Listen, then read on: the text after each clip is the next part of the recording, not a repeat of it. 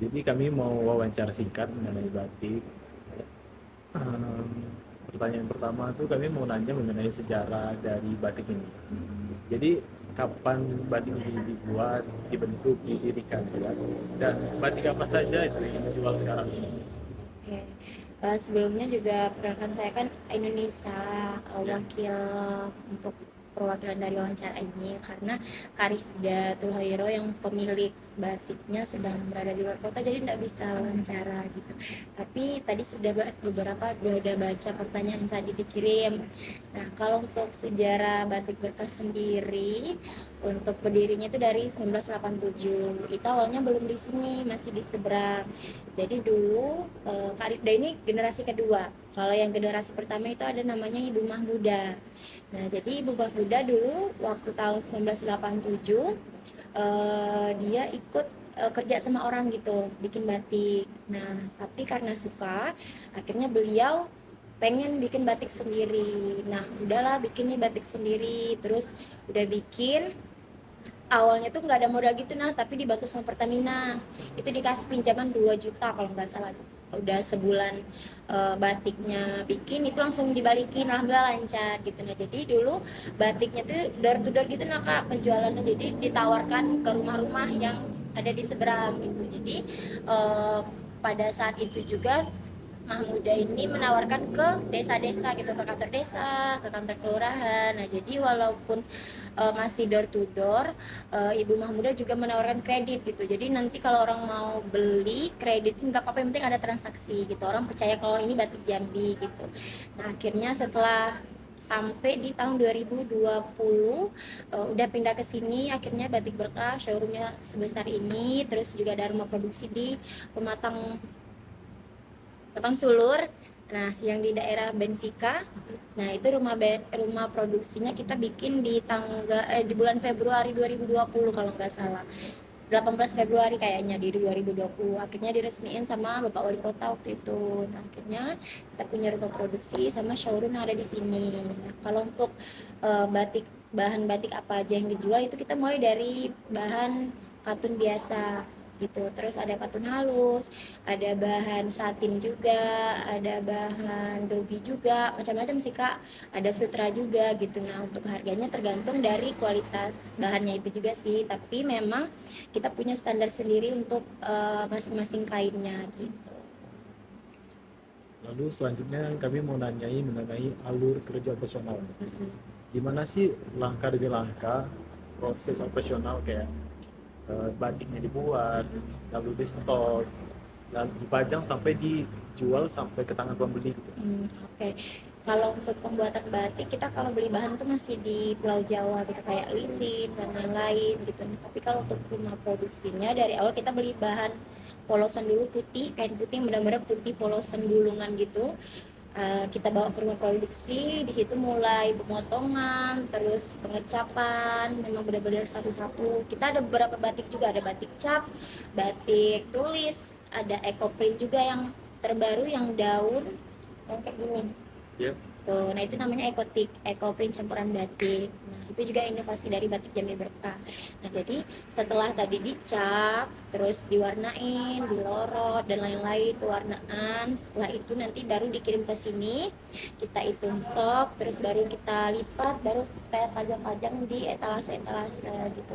Kita juga bikin baju. Nah, jadi beberapa bahan-bahan baru misalkan kita pilih-pilih, kita bikin baju gitu. Memang bajunya tidak banyak gitu tapi satu-satu ada gitu. Nah, jadi di lantai 2 khusus baju yang ready to wear, kalau di lantai 1 memang semuanya bahan gitu. Oke, jadi mungkin pertanyaan selanjutnya terkait tentang manajemen stok dan penjualannya, Kak. Jadi mungkin bagaimana cara toko batik ini mengelola pencatatan stok kain yang tersedia di sini? Apakah masih menggunakan pembukuan manual atau spreadsheet atau mungkin ada aplikasi khusus lainnya mungkin? Oke, kalau untuk stok kita masih manual sih Kak untuk pencatatannya. Jadi kita dari rumah produksi, kita lihat di sini dulu stok yang di toko kira-kira misal motif biji timun. Nah, untuk motif biji timun stoknya tinggal 100 atau 200 pieces. Nah, jadi kita udah langsung ngabarin untuk bikin lagi gitu di ruang produksi. Tapi kadang juga kita misalkan ada beberapa motif tuh yang tinggal 2 atau 3 pieces gitu. Nah kadang customer mau batik itu mau pesen banyak, misal bikin seragam atau bikin apa gitu, butuh yang banyak, kita juga bisa langsung calling rumah produksi untuk bikin gitu dalam jangka waktu 3 minggu untuk pembuatan batiknya gitu. Jadi gitu sih Kak, kalau untuk pencatatan kita masih manual sih. Emang masih manual ya Kak ya.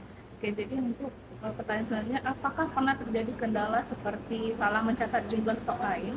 Eh, Misalnya dipajang di media sosial, tapi ternyata sudah terjual di toko fisik. Nah, kira-kira apa dampak dan solusi buat kepuasan pembeli nih Kak? Oke, kalau untuk bahan alhamdulillah kita masih aman ya Kak. Kalau misalkan customer pengen batik ini tapi udah habis, kita secepat mungkin pesen lagi gitu batiknya. Tapi kalau kebanyakan tuh baju sih, misal baju kita posting nih di story atau di feed Instagram.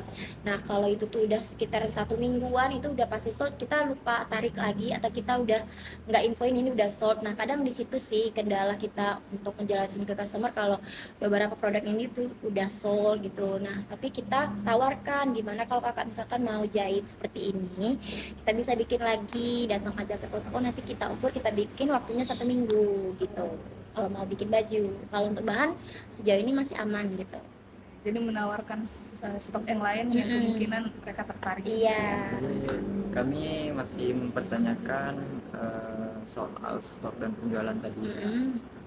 Pertanyaan kami, ketika terjadi transaksi di kasir itu, bagaimana proses pencatatannya dan metode pembayaran yang diterima, tunai kah atau QRIS kah? Bagaimana toko merekap pencatatan harian pendapatan harian? Oke, kalau untuk transaksi kita juga udah punya aplikasi kasir sendiri gitu.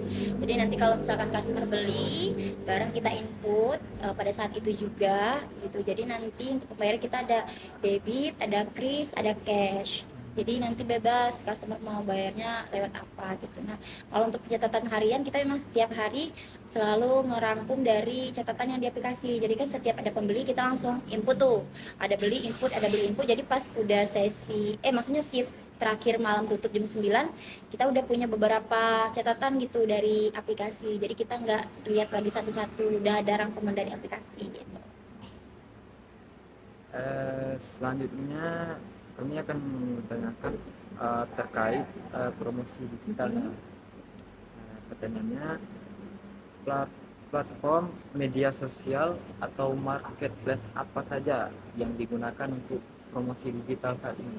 Oke, kalau untuk promosi digital sih kita pakai semua aplikasi sih, Instagram, TikTok, YouTube, sama apa lagi ya? Kayaknya itu aja deh, TikTok, YouTube, sama Instagram. Nah, jadi emang tiga aplikasi itu. Kalau untuk YouTube emang kurang aktif sih, tapi kita agak aktif di Instagram sama di TikTok. Jadi untuk via promosinya kita di Instagram sama di TikTok itu emang ada orangnya yang nge-handle, ada talentnya yang bikin konten, misal 1 bulan berapa konten gitu, udah ada apa ya planning kontennya gitu. Nah jadi kalau memang untuk dari digital promosinya kita pakai platform Instagram sama TikTok, YouTube sejauh ini. Jadi dari platform media sosial tadi itu, platform mana yang lebih banyak mendatangkan pembeli? Sejauh ini Instagram sih, soalnya kalau kita post story, stok barang, stok baju, nah itu pada banyak nge-reply tuh di IG, kak ini berapa gitu. Nah kita langsung arahin ke WA, jadi hubungin nomor WA admin, jadi satu jalan gitu. Nah jadi nanti kalau sudah pindah WA baru kita kasih penjelasan ini gini ini gitu. Ya. Terima kasih. Jadi untuk yang ini tentang pengembangan teknologi kan. Jadi ketika ada calon pembeli yang bertanya atau ingin memesan lewat media sosial gitu kan, bagaimana alur responnya? Oke, kalau untuk respon kita admin itu sebenarnya semua yang di sini masih bisa pegang HP buat balas-balas DM. Karena emang DM tuh lumayan banyak. Nah, tapi memang kadang kalau misalkan lagi rame toko nggak ada yang pegang HP, memang agak slow respon gitu. Jadi banyak customer yang kak balas dong, balas gitu. Nah, jadi memang kadang agak telat. Cuma sejauh ini alhamdulillah kita selalu fast respon kalau misalkan ada yang DM, ada yang chat di WA gitu. Nah sejauh ini aman-aman aja sih, kayak kita cepet balas, kita langsung tanggap kalaupun ada kendala, misalkan ada yang di luar kota yang pesen atau ada yang di luar kabupaten, nah kita langsung ngarahin ini bisa pengiriman lewat ini nanti bisa gini, jadi kita tawarin lah itu gimana bisa batik ini sampai ke sana gitu. Untuk selanjutnya tentang harapan nih Kak. Apa rencana atau harapan terbesar Kakak untuk kedepannya dalam memanfaatkan teknologi digital untuk mempermudah pengumpulan stok dan memperluas jangkauan pasarnya Kak? Oke, kalau untuk itu harapannya ya semoga mungkin dari segi pencatatan stok kali ya, biar mungkin kita kedepannya bisa lebih tertata rapi gitu, karena kita juga sering kali ngerasa aduh stok ini ada nggak ya, kalau misalnya customer nanya stok motif angsa masih ada nggak kak gitu, stok motif biji timun masih ada, kita kadang bentar ya kak kita cek stok dulu, nah gitu kan agak ada sedikit jeda kalau misalnya customer lagi ngechat gitu.